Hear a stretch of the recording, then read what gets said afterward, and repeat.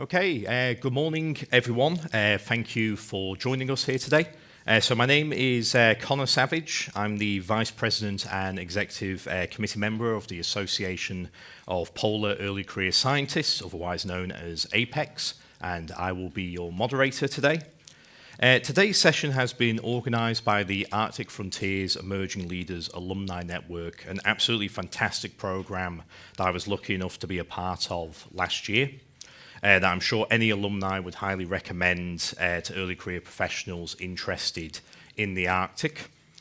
We organised today's session as, put simply, there is a pressing need to help early career professionals to break into the job market in the Arctic, as the North is facing a resource crisis, people. In North America, professionals are temporarily brought in from the South to fill open jobs, whereas in Europe, young professionals flock to the South to find work. In both cases, businesses and municipalities in the North speak about the bountiful employment opportunities in the North. However, this sounds fanciful for many young professionals looking at the job market today. And Arctic communities are all experiencing a large outmigration of young people as a result. The increase in migration to Arctic nations and the international mobility of their young workforce adds additional dimensions to this conundrum. There is a need for cross-border cooperation to facilitate early career professionals to integrate into these markets, and international networks of professionals are also crucial building blocks towards soft diplomacy in the Arctic. Today's session will share stories from young professionals in the North and provide concrete examples for industry and senior policymakers to boost capacity in the Arctic, to retain and attract young talent. So it's my pleasure to start off with our first panel on the stage here. I'm just going to ask each of them to introduce themselves. So if I just start with yourself, Alina. Oh, apologies. There you go. Hello, everyone. I'm Alina Kovalenko, and currently I'm a researcher at the Nord Business School at Nord University, and at the same time I'm a researcher of Business Index North project. Yes, I think that's all. Thank you. My name is Irina Zhilina. I'm an advisor at the Arctic Economic Council. We are based here in Tromsø. I'm Haley Hanna-Stepetin. I'm an assistant professor of socioeconomics at the Ted Stevens Center for Arctic Security Studies based in Anchorage, Alaska. I'm Unangach, and I was a 2024 emerging leader. Hi, my name is Ugo Nani. I'm a visiting researcher at the University of Oslo, specialized on glacial stability in the Arctic. So I'll start off then with our first question to Alina, which is, what changes in industry are we seeing in the Arctic? So which sectors are on the rise and which are on the decline? And where should early career professionals look to capitalize? Yeah, thank you, Connor, for this question. For this, I would like to ask you to turn to the first slide. The reason why we are talking today, why I am here today, it's because my project actually launched recently the new report, and our project is actually monitor social economical development of 22 Arctic regions across all 8 Arctic countries. And today I would like to share with some key findings associated with the employment. Through the key findings of this report. And answering on your question, analyzing the data from 2017 until 2022, this because national authorities allowed us to use this data right now, we could conclude at this point that employment across the Arctic is dominated by industries like mining, construction, education, healthcare, and public administration. So resource-based industries like mining, oil, gas, and fishing are dominant and continue to drive job growth, especially in regions like Arctic Russia and Greenland. Public sector jobs in education, healthcare, and administration are major employers in regions like Greenland, Sweden, Finland, Norway, Canada, and Iceland. And tourism, despite a setback from the COVID-19, let's say, has largely recovered. And while construction saw significant growth only in Russia and Canada, let's say, due to the energy projects right now. So can you also turn to the second slide? So it's like just a general picture of what we have right now with the employment job creations in different countries. And you see that Nunavut is, let's say, the first who is has the highest employment growth the last years, and we see that almost mostly Russian Arctic regions and Alaska has some declines in the annual average change. Can you go to the next slide, please? So we also had some kind of considering the compared Arctic industries to national trends, and it becomes clear again that producing industries like mining, fishing, agriculture, and utilities are the main drivers of job growth. Let's say this highlights the Arctic's continued reliance in natural resources. But at the same time, if you would like to know more about some competitive spots, I encourage you to actually scan QR code, which I hope you will show maybe later. Yes. To this report. And I also have printed version, which you can also take if you are interested to read. So you can find detailing which industries are more competitive according to the different Arctic countries. And the last but the least, can you just jump to the last slide? It was also important to notice the business services in the Arctic, because honestly, business services are very important for the economical growth of the regions, and because it's like highly educational companies, and it's ICT and other very, let's say, high education works. And right now we see that Iceland and some regions of Arctic Finland and Sweden are, let's say, the biggest player in these business services job creations. So I hope I answered somehow to your questions. No, thank you very much, Alina. Thank you for your insights and the statistics. So if I move on to Irina now. So as someone who lives and works in the Arctic, what can you tell us about your own personal experiences? Well, Arctic is an expensive place to live. But Arctic, I think, is also going through a very important now. So Arctic is a place to be. It is the right place and the right time to be here, and the perfect one to find a job. So if you put a picture on the screen, you audience, you will see my family. We moved here to Tromsø. And the little guy in the picture is actually a true Arctic citizen, because his father is Icelandic, his mother is from Murmansk, and he was born here in Tromsø.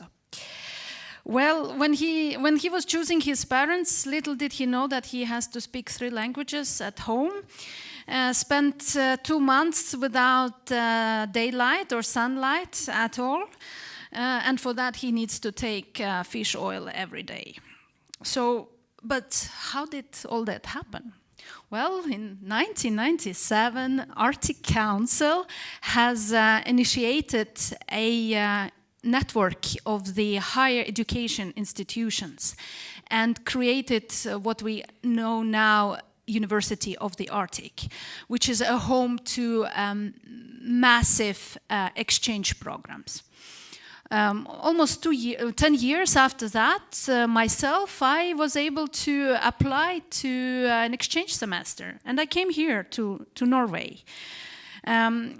This was a very big opportunity that one can say Arctic Council gave to me, a young woman in early 20s back then. But it was very soon I realized that Arctic studies and the Arctic cooperation actually can open many doors. So very very soon, after Norway, I went to Iceland, where I completed my master's degree. And after that, of course, the question is, what's next? How about stop studying and maybe finding a job?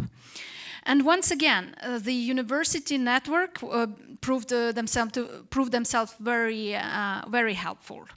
So I got a job offer from the Arctic Center in Rovaniemi, and started my career in science communication.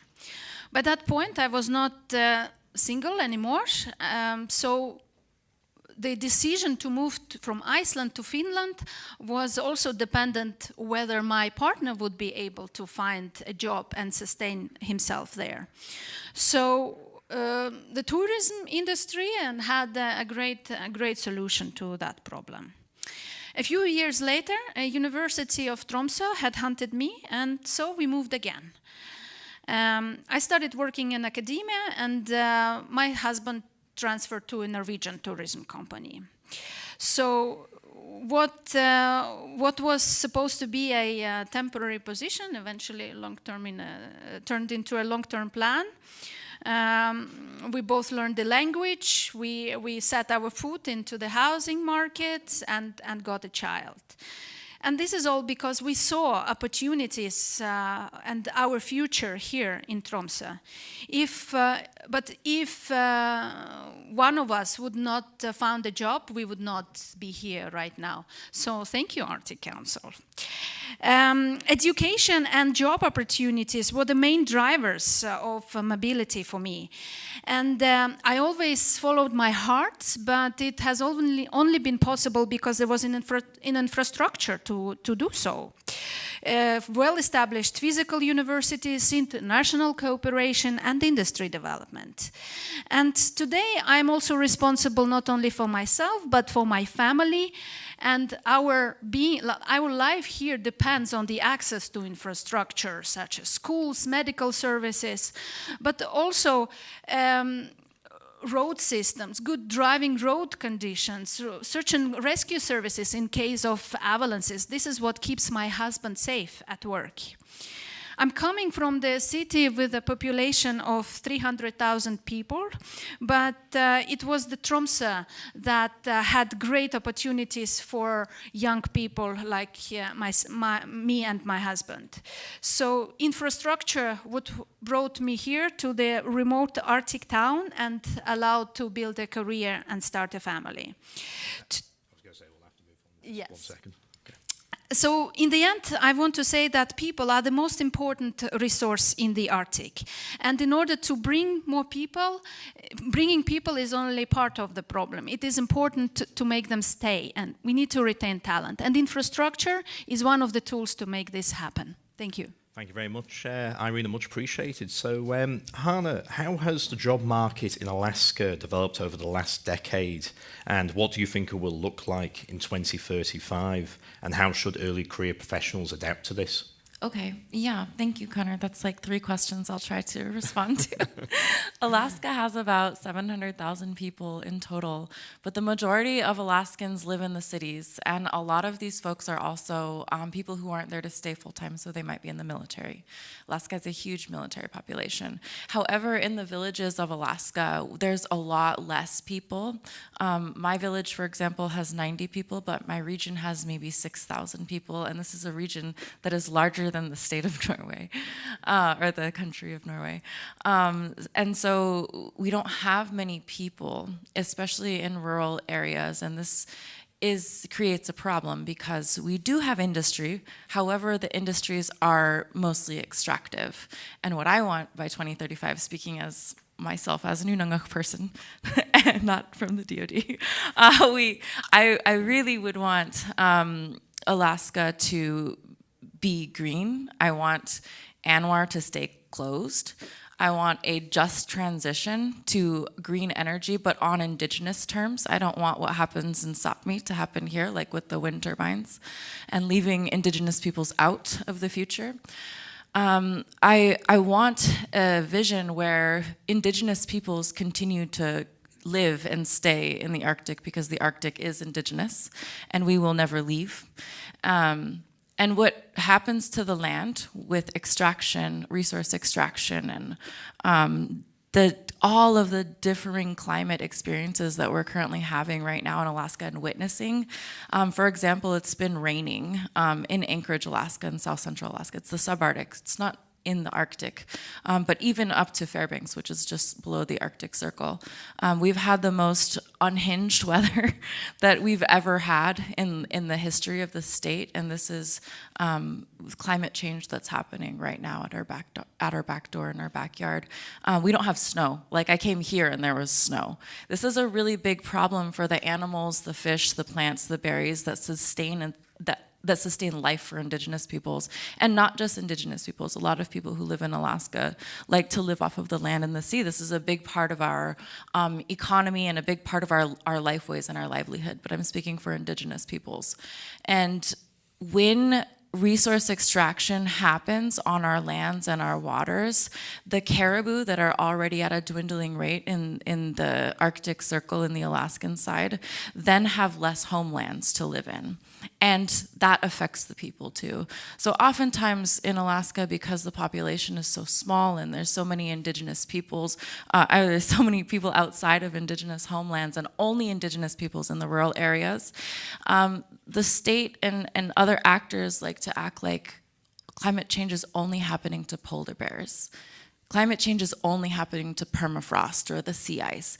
No, climate change is happening to the Indigenous peoples in the Arctic who steward 80% of the world's biodiversity, which we're also at risk for losing as resource extraction continues to rise. And honestly, in these next 4 years, I have no idea what Alaska will look like, but I really hope we can come together to stand and protect the land and the people. Thank you very much. And Ugo, so how can academia open up the Arctic for early career professionals? Yeah, it's very interesting to speak after Elena. So I will just share a little bit of my experience. I arrived in the Arctic in 2016, and I'm coming from France, so outside of the Arctic. And I first discovered the Arctic back then through books and movies, so therefore through the imaginary of the Arctic.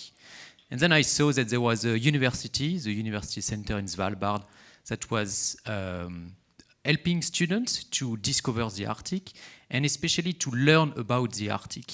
So for me, it was a wonderful experience to see that through academia, I could discover a place that I thought it was only possible if you would be living in the Arctic or in the mountain. So that's how I started my academic journey in the Arctic.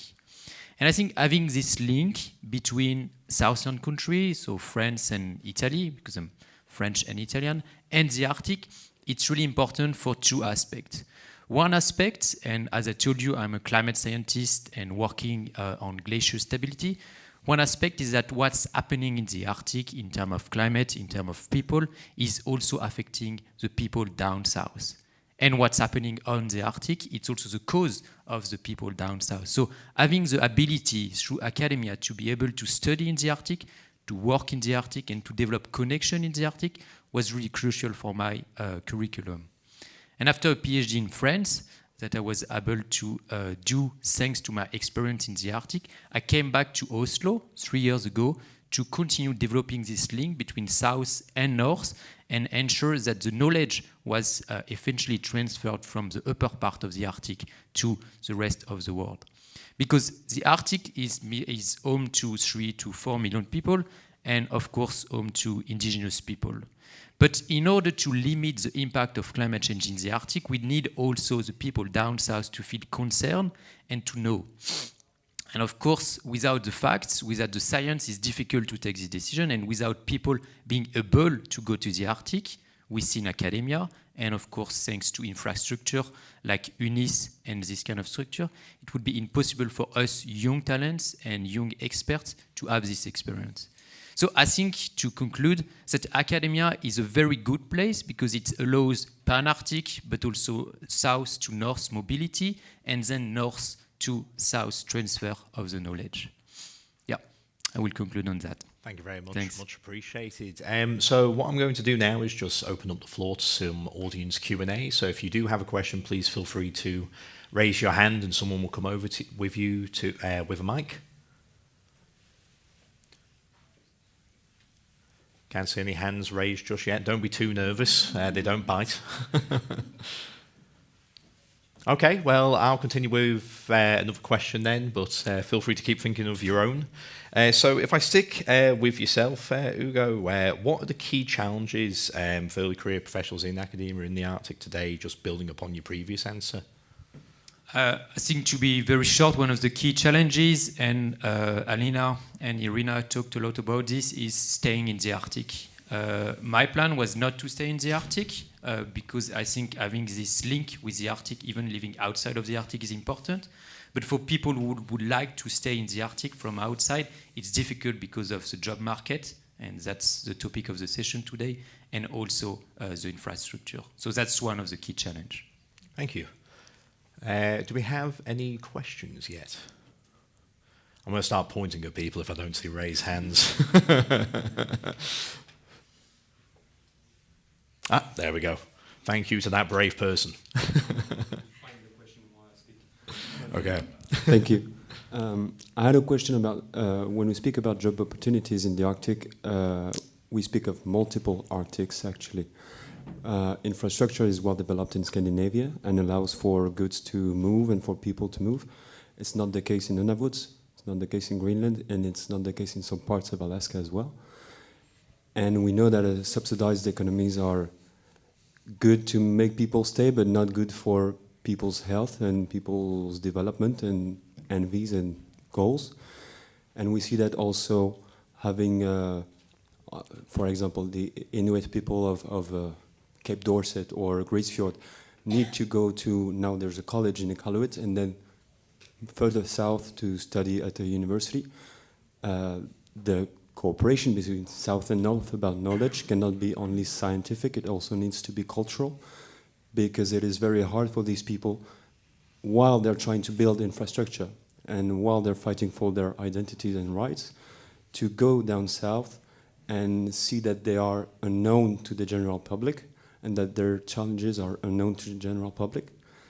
And since it's really hard to develop private economies up there without resourcing to extract more minerals or do oil drills and licenses, what can universities do and what can governments do, or centers, think tanks, to make that bridge between the two so that it won't be so much subsidized? Not that I'm a capitalist, not at all, but I mean, we live in this world right now. Yeah, do you see my point? Yes.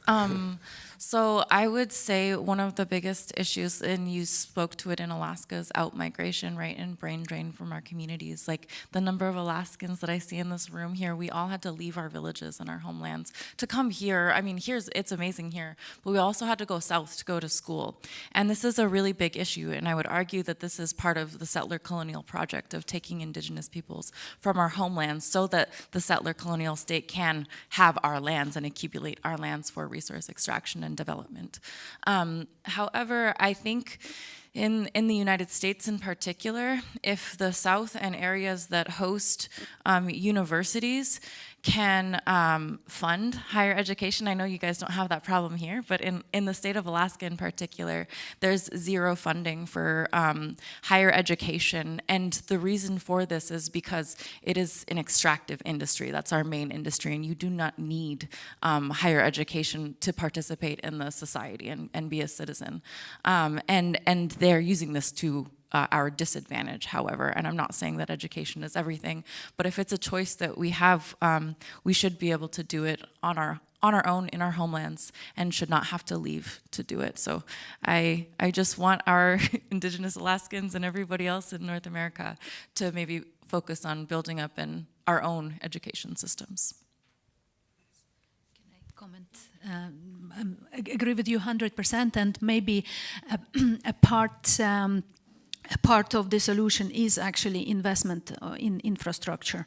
Because, for example, during COVID times, we all learned that many things can be done online, including education. But in order to have a high-speed internet, you have to have this cable going. And this is where both the government and the private sector should step in. Thank you. Thank you very much, both, and thank you very much for the question. Do we have any other questions from the audience? Perfect. If we could just get the mic down front, please.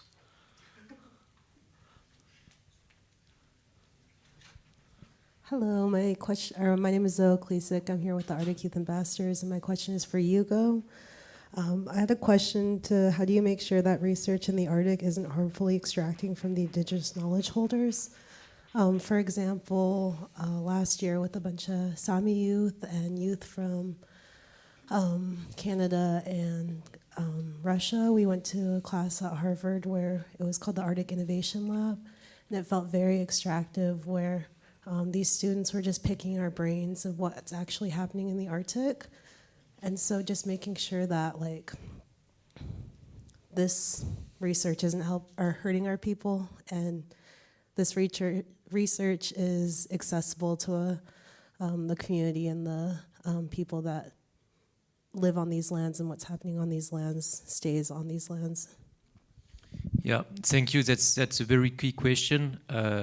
Indeed, like extractivism is both about the resources that are stolen from the north to go to the south, but also the knowledge.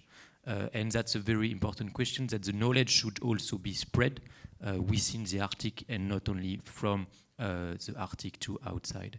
And in order to do so, there are some organizations such as the Arctic Council that has indigenous people that are represented, or the Sami Parliament here in northern Scandinavia, that are directly involved in designing the research, in conducting the research. And I think from personal experience, that's what is the key, is that when you design a research project, you have to co-design it. It's really about interdisciplinarity and not just multidisciplinarity. So it's the way the science is conducted. And of course, in natural science, it tends to be structured in blocks, while when you talk about knowledge and social sciences, what we really need is to go deep into the connection with the people. So just to conclude, I think to avoid tokenism or extractivism of knowledge, the best way is to have the people directly included in the process. But for this, we need also their voices to be heard. Thank you very much, both. Do we have any further questions? There we go. If we can just get a mic towards the back, please. Thank you. My name is Jules. I'm here from the Youth County Council. And what do you guys think about careers in less green careers like oil and gas? Do you think it's a bad idea to keep looking for oil and gas here in Norway or around the world, even though it provides a lot of jobs? Who would like to go first on the panel? I imagine we have a few people that would like to comment on this one. Okay, I can give a brief comment. So the science is clear. We need to stop extraction of fossil fuel. So that would be my short answer. You know my take. I want to say a few words that, of course, oil and gas industry is one of the largest contributors to the climate change, so we have to recognize that. But at the same time, oil and gas industry is one of the biggest investors into the green energy. So it's difficult to answer how you should take your personal decision, but I think you should keep your options open. And even within the, even oil and gas companies are now going through a major transformation, and they are a factor of the green transformation, also as a biggest users through the electrification. So it's all interconnected, and working in a green sector does not necessarily make you like put you in a white coat, if you know what I mean. So it requires a good research also on our side as job applicants. Thank you. Yeah. Just want to say something? Just want to say that I totally agree with you, and just wanted to tell also that yes, it's a very tricky question, and actually the best could be the balanced economy in this region, and probably the smart strategy is really to looking for some green transition direction and analyze it, monitor it, but at the same time also know and keep the knowledge about oil and gas extraction, because we don't know the future. But I totally agree that we need to focus more on some renewable resources and circular economy. And one point which I wanted also to suggest to early career students, if I can allow. So it's good if you can focus on some cities which has universities, which has quite good collaborations with the industries, and at the same time it's good to, like let's say, introduce more high-tech developments or maybe some intellectual technologies in the Arctic, which will not influence to the nature, you know, like, but some intellectual job, it could be really good for the future also. So, but overall balanced economy, it still will be like the best possible choice right now for the support in the Arctic region. Okay, thank you very much all to you for your answers there. Do we? Oh, there we go. I can see one towards the back. If we can just get a microphone there, please. Thank you. Hi, my name is Kirsten. I'm from the United States. And this panel, I want to appreciate you for all showing up for this panel. It got me thinking, though. So my background is in polar oceanography. So I come from a research background and recently transitioned to more of a policy kind of focus, just trying to make, you know, my science more actionable. But I realize, you know, there's a lot of different career pathways you can go to try to, you know, protect the resources, ecosystems, and peoples of the Arctic. And so I'm kind of wondering, seems like you have a diverse portfolio on stage. So what are some of the, I guess, growth and collaboration areas within your career path that you think could be further explored? Who would like to start on that one?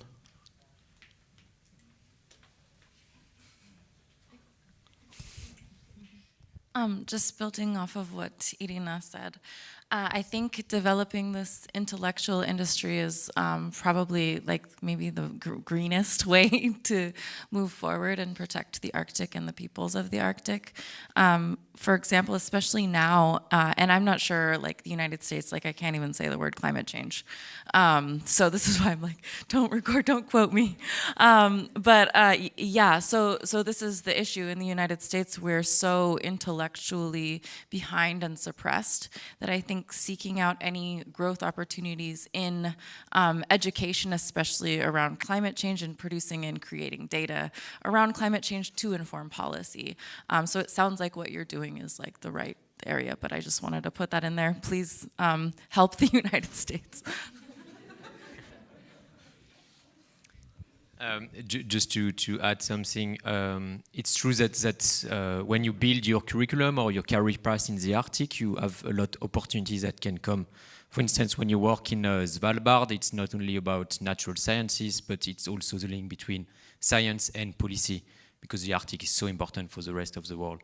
So having worked in the Arctic gave me a lot of opportunity to share the science to the policy, but also to the public. So I think living in a place that is so impacted, and in a way it's kind of the future of the rest of the world, because the Arctic is warming 3 times faster, give you a lot of opportunity to share the science, and then when you are back south, to share the importance of acting. Can I just briefly speak about a business case? We have it at my work. There is a company based in Alaska called Polartic, and what they do, they make charts for the sea ice. And when they started their company, they were collecting the scientific data, but very soon they realized that for many areas and for many years, the data from science is missing, and they found a way around because they went to the local villages and talked to people and asked, do you know what happened here at this time? And they managed to collect it, to collect the data through the interviews and incorporate their indigenous knowledge into their business model. So now they're capable to provide a product with the ICE charts predictions, that are very like for every little bay they're working on. So we also should look into that direction, combining traditional knowledge and the university knowledge. Thank you. Okay, well, I'd like to say let's put our hands together, a massive round of applause for our first panel.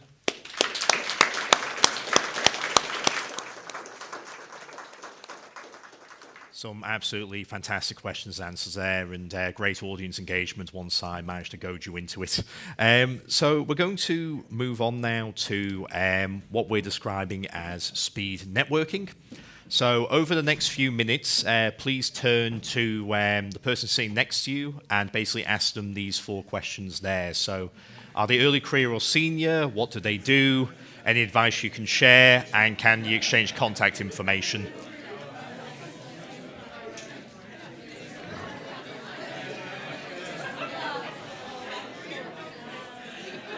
Hey there, how you doing? Oh.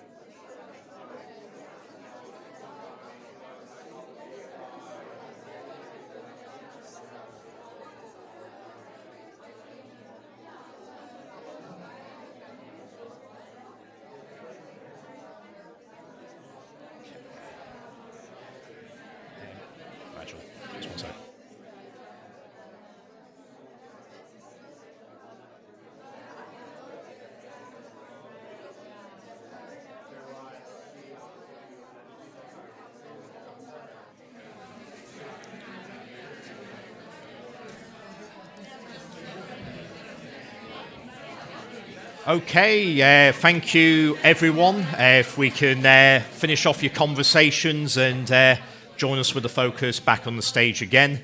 I hope you all found that speed networking very useful. As early career professionals, as I can see many of you are in the audience, we all know how important networking is in terms of building your career for now and for the future. So we're now going to start with our second panel, and we have some absolutely fantastic guests here on stage. So this panel will be going over career opportunities in the Norwegian Arctic and also a little broader than that as well. So if I just ask each of the panelists to please introduce themselves, and then we can move on to questions. Minister. Yes. Thank you for the invitation. Thank you. My name is Cecilia Myrseth, and I am the Minister of Trade and Industry in Norway. And I'm actually from around here. Good morning. I'm serving Rear Admiral in the Indian Navy. I'm on deputation to the National Security Council, where I look after the polar affairs. So that's my job. Thank you. Hi, my name is Larry Ibrahim Mohammed. I'm a PhD research fellow at UIT, the Arctic University of Norway. I study comparative indigenous studies. Good morning, my name is Denek Dvorak and I work as a special advisor at Nordland County Council, and me and Larry, we have been emerging leaders 2 years ago. Perfect. Thank you very much for all introducing yourselves. So, Minister, I will be starting with yourself for the first question. So, how do we attract early career professionals to work in the Arctic, and what is the Norwegian government doing to facilitate that here in Norway? Oh, the Norwegian government have a high focus on the high north when it comes to the Arctic. I myself started as a young girl, teenager, in the youth council in my local community, not from Tromsø, but a small fjord called Lavangen. And I believe that from that time, I have been working with a lot of people on how to make the Arctic more attractive. I believe maybe one of the most important things we have is the University of Tromsø, because the one thing we're going to having the most important thing for the North in the times to come is that we need people. We need people to take their career here in the North, so we can have doctors, teachers, artists, and all of those things we need. And we have a lot of opportunities. We have the ocean. We have a lot of good seafood. We need people to work with that. Now, as you can see, there's a lot of tourists here in Tromsø. They are everywhere. And that means that there are also a lot of opportunities to work with this. And we have big tech companies like KSAT, Microsoft. So I believe that we have a lot of possibilities, but we have to show them and make people want to come here, live here, and the most important thing, stay here. Thank you very much, Minister. Much appreciated. And if I just move on to your first question, Admiral, so what can you tell us about India's engagement with the polar regions? Morning up. We've been engaging with the polar regions, both Arctic and Antarctic, for quite some time. Antarctic since the 1950s and Arctic a little later. And we signed the Svalbard Treaty in 1920. But the main work started somewhere in 2009 onwards, after we had our station in Svalbard. Our main interest has, like I've said before, on the scientific front, and otherwise, we are definitely looking at opportunities for our people to work in the polar regions in the Arctic. We have a large population. We're aware, 554 million is the age group between 15 to 60 in India. Total population is 1.4 billion. Of this, 300 million are average age of 35. So there is a need for jobs. So depending on the skill set which is required for them, that is needed by the Arctic, if that, we are trying to see how we can identify that. What skill sets are required for someone to work in these regions? If that is identified, then we come in collaboration and teach those people. Then at least people, those are required, can work at those places which the requirement exists. so that the right people, the right job at the right place, right time. So that's what we're looking at. So we are looking for opportunities for our people all over the world. And the people are from the high-level skills, that is from a scientist, from a professional doctor, to a plumber, to someone whose skill set is a construction worker, unskilled, even construction worker. There are all kinds of people available, but it all depends what kinds of skill sets are required, what can they acquire, what can be taught, what is agreeable, and how they're positioned. So that's our interest. Thank you very much, Admiral. Much appreciated. And if I just move on to yourself, Larry, how can we ensure equitable access to job opportunities in the Arctic? Yeah, thanks very much, Kono. So I can say originally I'm from Ghana, and when I first arrived in Tromsø in 2016, I didn't know much about the Arctic. I came to Norway because at that time Norway had a tuition-free education. So I was, in the first few days that I arrived, sending pictures and doing video calls with my friends and relatives, showing them that, well, in August we have sunset around 11 p.m. and that was the first time I'd ever seen that. Then, of course, the polar night came, and it was all history. So my coming here was by accident, but choosing to stay in Tromsø was intentional, because then I found another part of myself that I didn't know before, which was that I loved the nature. I wanted to go hiking, follow friends, and walk on frozen lakes. And for me, after school, I said, I want to be here. It's not difficult to find part-time jobs if you want to work in the restaurant or you want to work in the kitchen somewhere. But after school, then I realized that, well, what do you need to do? What do you have to do? It was difficult to break into the job market. As somebody from Ghana or from Africa, you'd have to first battle with the language barrier. You need to also find access. So these are difficult things, right? My breakthrough moment, I normally call it, was when I took a second master, and at that time, UIT, my university, had an arrangement with Arctic Frontiers. What they did was that UIT would employ a student and place them as an intern at Arctic Frontiers, and then UIT will be paying the salary for that student. And I show up at this meeting and offering that I was going to do this job. I couldn't speak Norwegian. Somebody looked at me with a gracious eye and said, well, we will give this position to somebody who will speak Norwegian, but we will create a position for you to test you out. And then I worked there, and I was retained after my service, which I got a PhD afterwards. So the question I normally ask people working within the Arctic is, how diverse is your corridor? If you are in an office complex and you just open your office, how many people from diverse background do you count in your corridor? I think this should be our yardstick of improving the workforce. So giving access to people who are unlike us and from minority backgrounds who want to showcase what they have is an important thing for us to do. Thank you very much, Larry, and thank you so much for such an insightful answer from your personal experiences. And if we go down to our final panelist, last but not least. So everyone says that the Arctic needs more people, but do Arctic communities, the public sector and business sector really acknowledge this, in your opinion?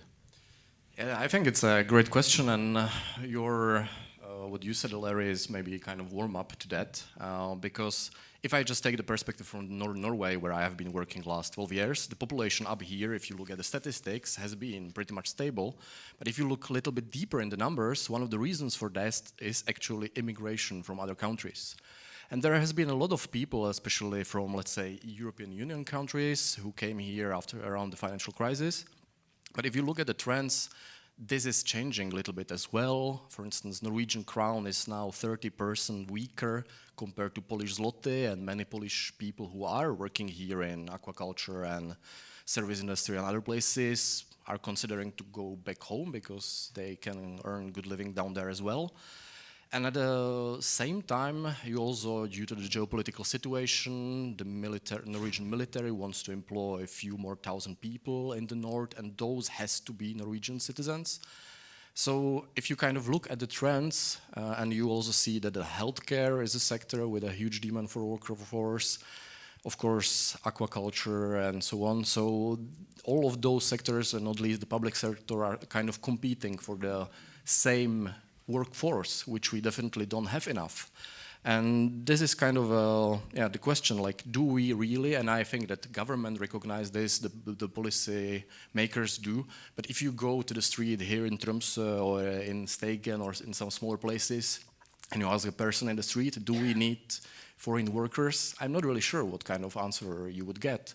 And also this kind of recognition that we really need it might help to change some things, how we perceive the newcomers and what we can do for them, to put it that way. And this also leads me to another kind of question, like what kind of people do we expect to get? Because not everyone who comes here will speak perfect Norwegian from day one. It's going to be very few people. And another thing which we didn't touch on, but it's the housing question, that if you come here from the other country, the Norwegian housing market is very oriented on that you own your own apartment. And there are not so many young people who come up to the north with having $150,000 cash so that they could apply for a loan and buy their apartment. So that's also something which we should remember. Okay, thank you very much, Zdeněk. Another great answer there. So if I just return to yourself, Minister. So my next question there for yourself is, what impact does the wider European market have on the Arctic and industry here today? Well, a lot. We are connected to the European market. Norway is an exporting country. Every fifth job comes from export. So that is, of course, quite important. But let me just, if it's okay, go back a little bit to the main question, because I believe we also have to think smarter. We have to use more technology, AI, because we need the smart solutions on how to maintain the Arctic way of living. And that is, we are living everywhere with the fjords, and there's not a lot of people in all of these places. Me, for example, from the smallest community in Troms, Lavangen, there lives under 1,000 inhabitants in this community. And we want it to stay like that. But how do we then get the people living there the things they need when it comes to health, education, and have a good and secure life? So we need to think smarter, and I believe that the Arctic is maybe one of the best places to explore new technology, new smart ideas. And that can also make good business cases after. So that can also be something to have in mind when we are asking people to of course, come here. And we also need new greener technology and greener solutions, because we also have climate change, and we can feel that the first in the Arctic. So we have a lot of things we have to solve, but I believe we can also find those great ideas here. And maybe that will attract more of the smart people want to come here and live here. And the last thing I want to say, I visited KZ yesterday, and I was there, I think the first time in 2017. I was new in the parliament. And then there was about 140, 50 people living there. Now there are 515 in just these years, because it's increasing in these kind of jobs. And they need a lot of people coming up from the universities, not just from in Tromsø, but also from the rest of the world. And they are speaking all kind of languages, not just Norwegian. I think we are getting used to that here in Tromsø, to speak a lot of English and hearing so many languages. And I hope that make us more open to more people. Thank you very much, Minister. That is very much appreciated. Admiral, and if we move on to yourself, what are your views on the emergence of transpolar maritime trade as a result of climate change? The melting ice has created a changing geography to quite an extent. Yes, we all talk of the maritime route opening up north. From India per se, actually the opening up, just from a trade point of view, it doesn't directly affect us much because our trade doesn't pass through here. But the opportunity it gives us is that we are the third largest supplier of seafarers, so it helps us. But the problem is we want to preserve the Arctic and not exactly, the opening up and lessening of the ice in the Arctic is not good for India or for the subcontinent where I belong. It affects our monsoons. And we survive, we live on our monsoons. If the monsoons are bad in a particular year, we can't even feed our population. Because 70% of my agriculture depends on monsoon. And we have realized that when the ice thickness decreases in the Arctic, even by a centimeter, our monsoons are erratic. So if they're erratic, the agriculture goes just down the drain. So it's a problem for us. We are interested in preserving the Arctic. We are interested in fact, our GDP is almost 4 trillion. So we are prepared to invest in renewable energy, which we have. 175 gigawatts of energy is what renewable energy that we have in India. And we are increasing to 300 gigawatts in the next 5 years. So we are deep into renewable energy. We are interested in infrastructure investments in various places. We do have that kind of money to invest, which we will. And overall, with the aim being more into the scientific development of scientific technologies and scientific data, so that we can predict our monsoons and so that we can feed our people. So basically, we are interested in, from a scientific point of view in the Arctic, we are interested in preserving the Arctic. And from a maritime point of view, like you said, yeah, if it opens up, we have an opportunity which I look at, yes, there is one, for which, of course, we require again to develop more skills because it's not easy at all. However, if you're asking me, are you very keen on that? No, because it's the more than help, it brings us more problems down south, which people don't realize because I'm 6,000 miles away. But we realize that suddenly somebody says the weather is the weather is increased by 1 degree. In India, that means 5% of my wheat production is reduced, which is equal to almost, where we produce 114 million metric tons of wheat in a year. 5% is 6 million metric tons. That means so many people, that much staple food is not available. And just by 1 degree increase in temperature. And on top of that, ice melts up north. I have islands, 1,390 islands. And the islands go into water. There is not much available. So therefore, maritime trade, I'm happy just from trade, just the word, that's all. Otherwise, interest is not exactly there. Thank you. Thank you very much, Admiral. That's a great answer there. So moving on to yourself, Larry, and Zane, I'll say these last two questions will have to go quick on the answers for the time for the Q&A. So having lived in Tromsø for close to 8 years and interacted with many who've moved from the south, what key challenges do you believe that young professionals moving here with their families can you share?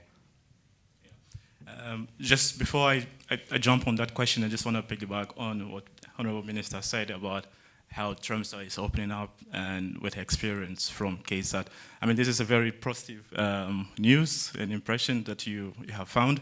One suggestion would be to kind of institute some kind of league tables for companies around the Arctic or in Tromsø where we are, for example, to encourage diversified recruitment, to show open that, okay, this is the kind of diversity that we have in our system. So when you have that, it encourages some kind of open transparency. So I would really like to suggest that.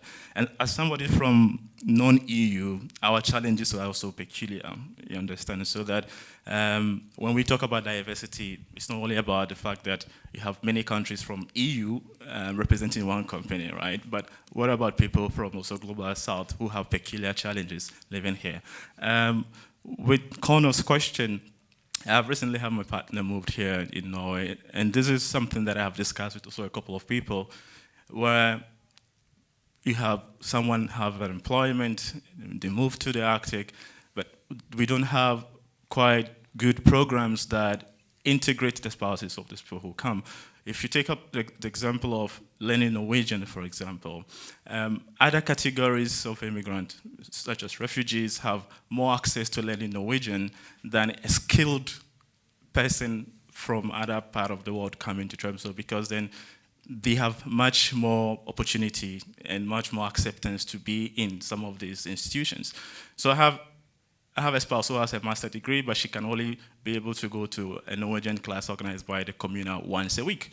But a different category of migrant would have access for 5 days, right? So it's important that we look at how we can also ensure that people with skills who come here are able to move into the job market without necessarily taking too much time to be able to transition.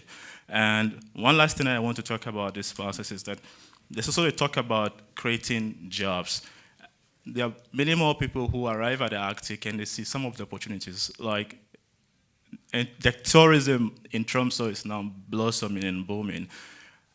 There are students who, due to their position as student, are unable to register a business, and they cannot do that. This is one of the bureaucracy. If you just graduate from a university, for example, you want to start your business, you need about 30,000 euros in your bank account to start. But other countries like Netherlands and Iceland, they have startup visas that encourage people, young people who live in the Arctic and see all of these challenges to start something. And I think that we need to start thinking across and see where are we short, where are we lagging behind, and how can we improve that, learning from different countries' policies in terms of immigration and in visa. Yeah. Thank you very much, Lauren. It's also great to hear as well about your own personal experience and your views in general. So if I just close off quickly with one rapid answer, if I can ask. So as we've already heard, it's not easy to get people to move to the Arctic, but it's even more difficult to keep them in the north. What can be done to recruit more people and prolong their stay here? Well, if you give me 1 minute to answer that, the thing is that there is a research on for how long people, foreign workers, stay in the north if they come, and it's around 2 years, maybe 3. And that's not a very long time. So the question is, of course, both Minister and the other speakers mentioned, how can we create more attractive jobs and attract people here? We, of course, have to do that. But when it comes to how to keep them stay, I think the language is definitely key one, and it's both about giving people more opportunities to learn Norwegian, but also about maybe diminishing our own requirements. Do everyone has to speak Norwegian while working in healthcare and public sector? Maybe now, but I'm not sure what the situation will be in 10 years. So that's one thing we could think about. Another one is if we are talking about students as the group which has the biggest potential to move, I think that if there are few hundreds or thousand young students from other countries at UIT and NUR, then we should really do something to keep them. Like there should be really traineeship programs and work practice or whatever, so that they can get early engaged in the job and get into touch with both the business life and the public sector. So that would be the second thing. Another thing is also kind of taking care of the people coming. I can just mention we have in my region this project called New in Nordland, which is focused on helping you as, let's say, doctor from UK who came here to get through some of the problems and challenges in the bureaucracy, because it's not very easy for us who speak the language and has been for 10 years, and it's much more difficult for the newcomers. So that could be something what could also be used in whole in Northern Norway, like how can we help those people to get integrated faster. And last thing, I think maybe we could also try to think differently about how do we attract the global workforce. For instance, in the healthcare. Okay, if the people are not willing to live here all their life, could we do a program where you as a nurse or doctor, you spend a year on Iceland, you spend a year in Norway, 2 years in Sweden? Could we do something like this to also kind of market the whole, at least European Arctic as a one job market? Maybe that could be an idea as well. No, very much appreciate the ideas and the thoughts there as well. So I'm going to open up now quickly to the audience Q&A. So if you have a question, please, we have a question here on the third row. Thank you. I'm Sandra Maria West. I'm from the Sami Parliament in Norway. I think this is a very exciting topic, and the Norwegian government has taken the initiative to make a roadmap for Sami businesses, and I think this would be a great addition to develop Sami businesses. So we have put a lot of effort in it, and so has the government. So I want to hear from the Minister of Industry about the follow-up on that, because most Sami businesses are very small. They only employ one person, and the goal is just to sustain themselves and their own family. But there is a huge potential to grow these businesses and to employ more people and secure good job opportunities for the future. Thank you. Yeah, thank you. And I believe that you and I know exactly the same amount where we are when it comes to this roadmap. But I'm really glad that we have this initiative. And I'm looking forward to us delivering it together when we have finished it. Because we have a lot of possibilities that we need to explore and make sure that those who want to live with all of these different businesses has the possibilities to do so. So we have the same goal. So I'm just looking forward to us finishing this roadmap together. Thank you very much. Do we have other questions from the audience? There we go, just near the back. Thank you so much. It's been very interesting to listen to you. My name is Luna. I'm 18 and also in the Troms County Youth Council.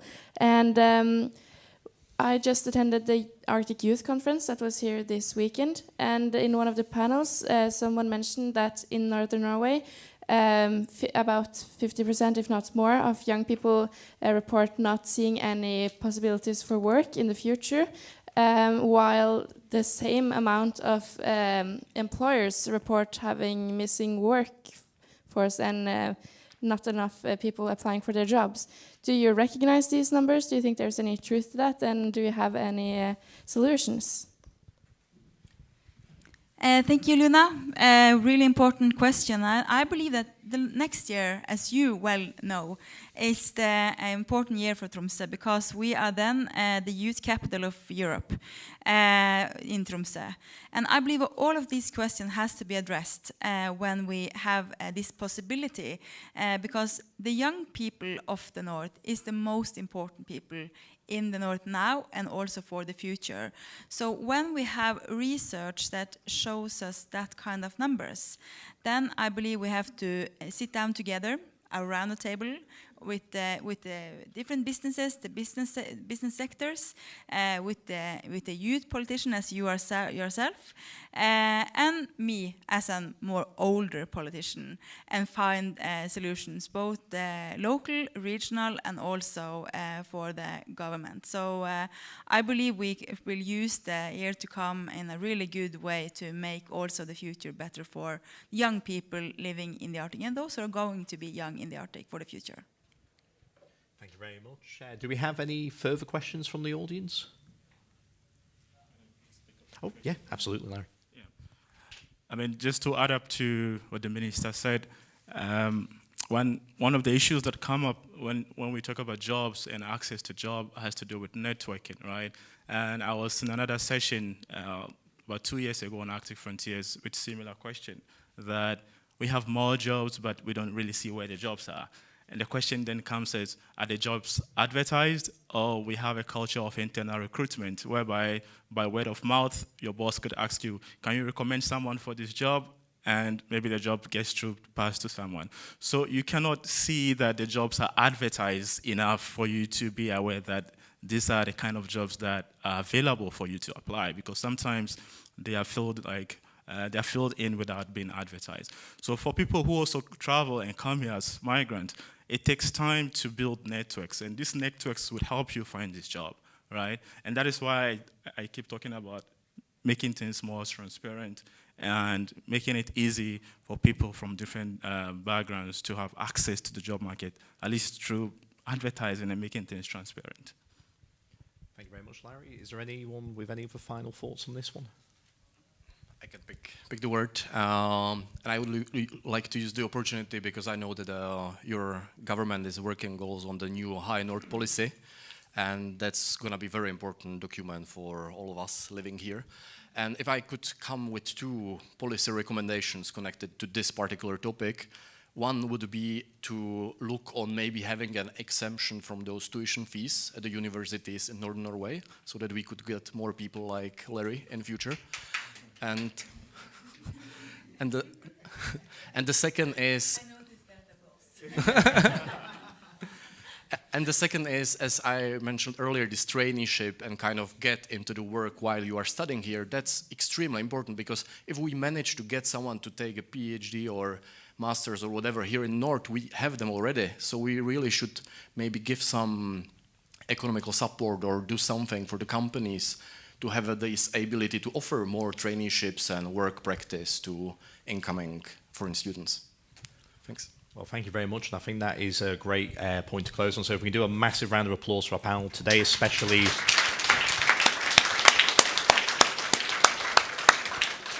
to the Minister as well and the Admiral for coming along. Thank you very much.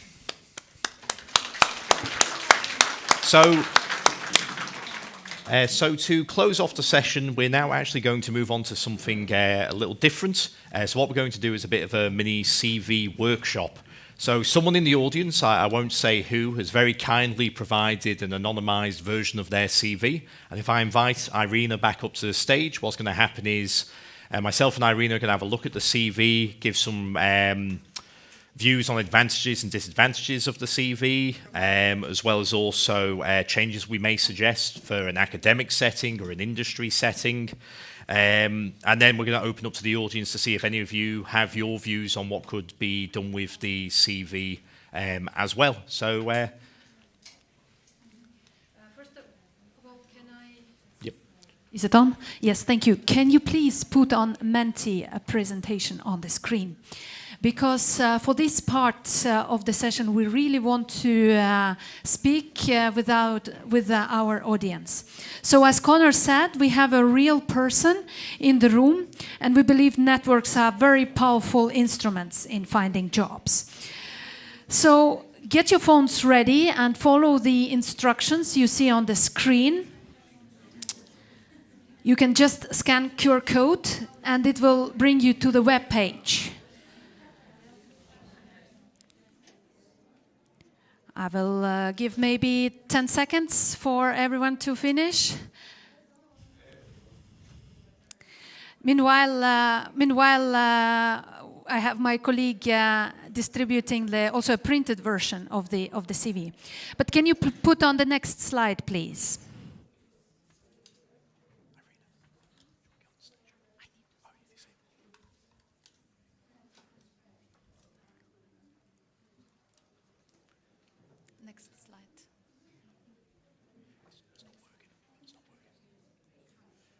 Next slide, please. Sorry, the previous slide, not the next one. Yes, well, that's all right. So here you see the CV, and we maybe kindly ask you to contemplate a little bit what are the key strengths and weaknesses of the person that have generalized it. But Connor, do you have some thoughts? Yes, I'm going to also have to jump off the stage because this screen hasn't updated yet, so we're doing this a bit live. Actually, this is like a bit a short version, and in the original part there is also a picture. So we know that this is a very young and a smart woman with a strong academic background. What do you think, Connor? Is it a good idea to reveal your gender on the CV?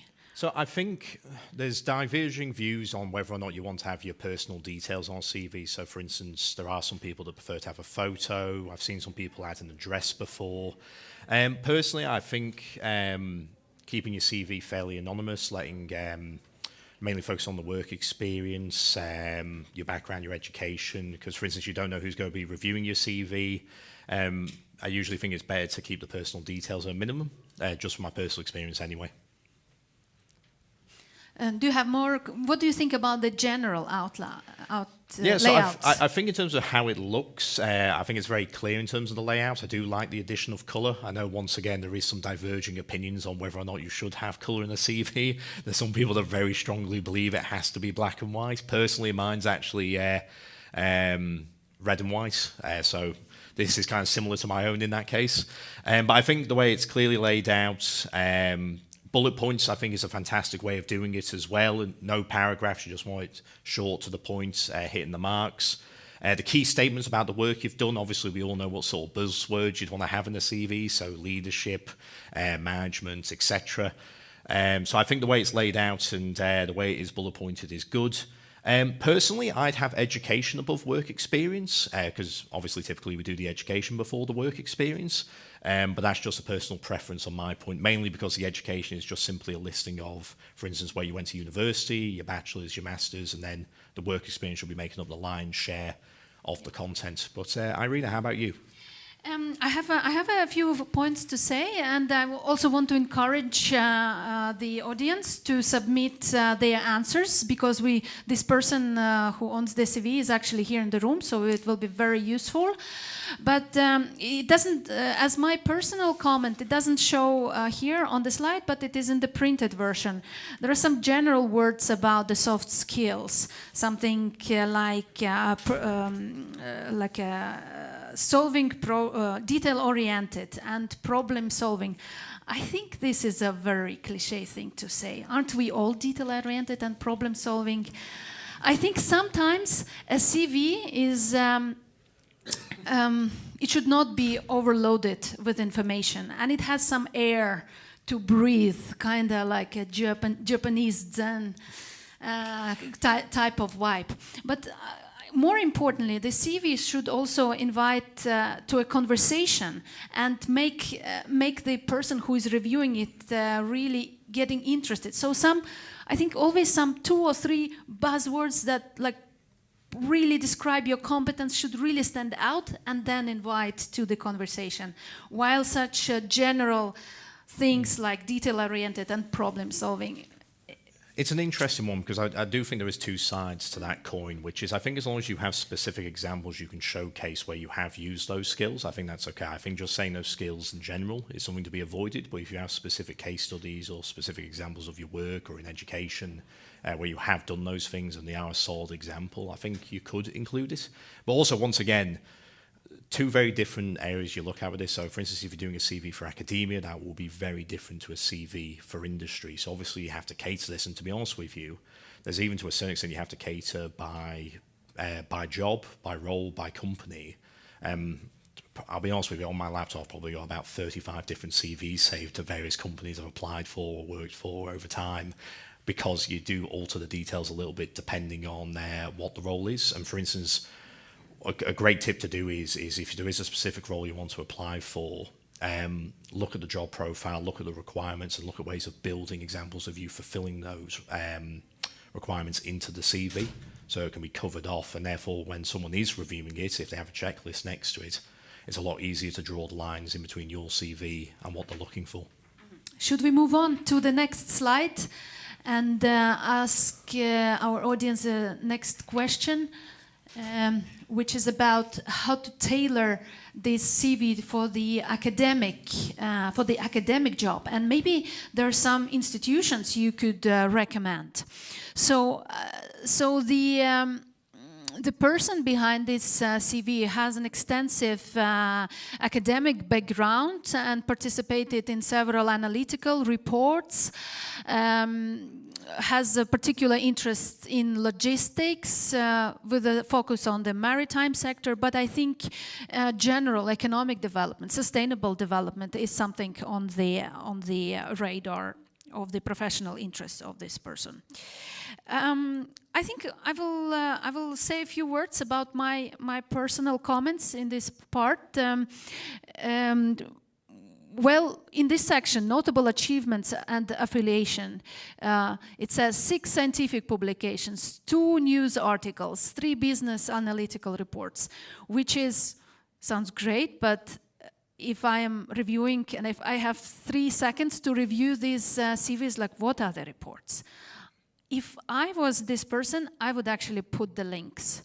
These or even a QR code, and maybe just select the most recent, most brightest report. So people reviewing this, we could see here it is. Here's what this applicant done right away, straight to the point, instead of general these many reviews, these many reports, and so on. Yeah, no, I'd concur with that. I think in terms of ease of access to information for the CVs, it should be as easy as possible for them to understand what you're bringing to the table, why you do fulfill the role requirements. QR codes for papers you wrote actually is a new one I've not heard before. I actually think that's a fairly solid idea, which is if you just write in the title, someone has to go away, search for it online. But if you have a QR code, they could easily scan it, look it up quickly, and have a look that way. So yeah, ease of use is probably the best way I'd put it. There is other issue. I personally have a question too, because it says here like that this person was supervising master theses, but aren't we supervising the students? If you say that you supervise students, doesn't bring you a little bit more human approach rather than some paper we don't know where it did get to, but like. It highlights you can work with people. Your soft skills are there, that you motivated and follow up with the students who wrote and fight procrastination effectively and actually submitted thesis and graduated. Yeah, I think it kind of harkens back to what I was saying a little earlier, which is for the soft skills, find specific examples of where you've done it, build it in. So it's easier to draw the comparison then with the role requirements. Also, generally, in a lot of ways, there's fine-tuning to be done here, but in my personal opinion, this isn't too much like rocket science. It's very much a case of just trying to build it for the role you want to go for. And also, if you're looking at academic roles, have a base academic CV, so it's easy for you to augment that. If you're going for industry roles, have a base industry CV, so it's easy to augment that, so you don't have to do wholesale shifts every time you're looking at something new. Should we move on to the next slide? And the next question is, how do we tailor this CV for the private sector? And are there any companies that could be targeted?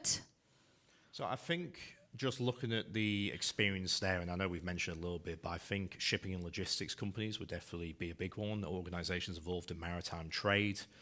Looking at the previous experience in terms of business, data and analytics, could look at financial institutions involved in the region. So there is definitely a wide spread, and just looking here, it has had international experience.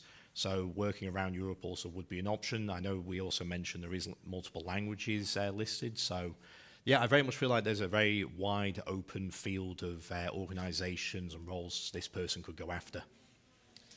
Well, I think, of course, this CV here, in my opinion, fits more the academic jobs. So it has needs to be completely restructured for the private sector. I mean, this is not a secret that for every job you should write a unique piece of paper, so it is not generic, and the person who is reviewing it sees your genuine interest. What catches my mind here is that it says that this job applicant was doing some teaching in a very specific fields like vehicle routing, network logistic, mathematical modeling. Well, that's all Chinese to me, but I think this is something what the private sector is after, something very specific, something very narrowed down. Because once these words might not speak to one professional, but if you apply to the right company, this is something maybe what they do every day, and this is what attracts the attention. So, giving the background of the person and the professional interest in logistics and maritime industry, could you name some specific companies, maybe? As I said, I think it is pretty broad, which is I don't think I'd go as laser focused as specific ones, but I feel like those. Okay, so if, for instance, if we were talking about financial institutions, for instance, like large insurance firms that may operate insurance policies for companies operating in the region, that could be one. So for those, you've got some of the big ones like in the UK, like Aviva, for example. And then in terms of the shipping companies, Maersk, like it's pretty broad once again. I don't think it'd have to be too narrow in terms of which company you should be going for. I think it'd be quite an open field. Well, I just will name a few. I'm a big fan of the Arctic Council, and their working group on maritime industry, on maritime shipping, has issued a report where they say that the largest shipping largest amount of shipping vessels operating in the Arctic comes first of all from fisheries, then cargo vessels working with extractive industries, but also cruise ships. So this may be the potential places to send your application to, and consider maybe sustainability departments. Should we move on to the next slide? So how this CV can be appeal to the Arctic-focused international organizations, and what these organizations are? Well, I was going to say I'll answer the first part of that question. I think obviously focusing on experience in relation to the Arctic is a bit of a no-brainer there, but also in terms of if there's specific organizations you have in mind, once again catering the information to how you can align with specific work streams they have, or specific working groups, or certain elements of the work they do as well. But no, really, it's just about trying to bring your Arctic-related experience to the forefront, or if you don't have experience in relation to the Arctic, showing how the work you have done can relate to the Arctic and how you can build upon it in an Arctic context. But in terms of organizations? I would actually recommend to consider business organizations working within maritime industry. That could be ship owners associations, both in Norway and Denmark. Maersk, for example, one of the largest companies within the shipping, and also focusing a lot on the green industry. But that's the company, sorry, private sector. But the organizations here in Tromsø, we have, for example,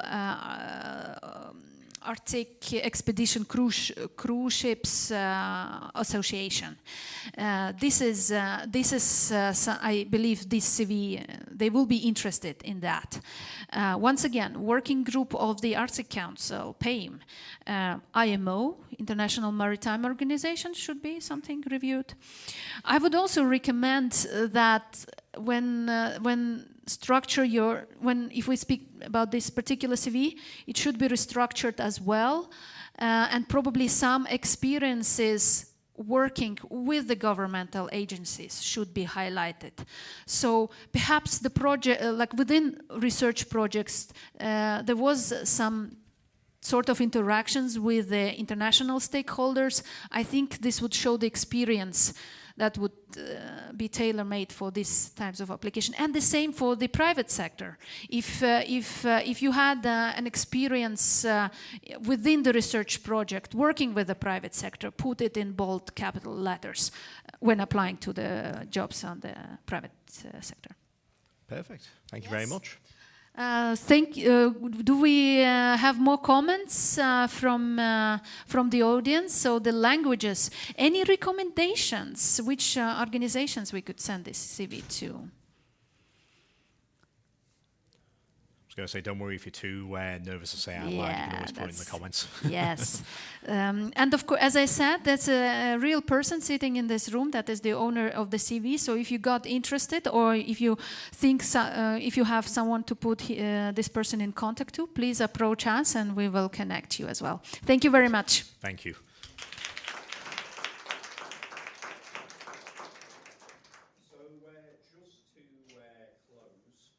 So I hope you've all found today's session useful, as well as a great opportunity to start networking with one another. At least I hope a few of you were able to share some LinkedIn details in the small time that you had. I'd like to highlight a paper that was written by myself and others from the Emerging Leaders cohort from last year, so Co-Creating Arctic Futures, Perspectives from Emerging Leaders on Youth Leadership and Inclusive Governance. You can find it in the Arctic Yearbook 2024 if you'd like to dive further into this topic and other topics we've covered today. It is critical that early career professionals and youth in general feel that they are welcome, supported and empowered, not just as a token measure, but valued for what they can bring, offering emerging and diverse experiences that may differ from those more senior than themselves. The theme of this year's Arctic Frontiers Conference is Beyond Borders, as you know, and in the sessions we've heard so far, this has mainly been in the context of politics and geography. But we should also be working towards breaking down generational borders as well, so we can ensure that successful cross-transfer of experience in a mutually beneficial way. We need a dialogue and a common understanding on shifting perspectives to make sure we adapt accordingly. So thank you very much for attending today, and I wish you a very pleasant rest of your conference. Thank you.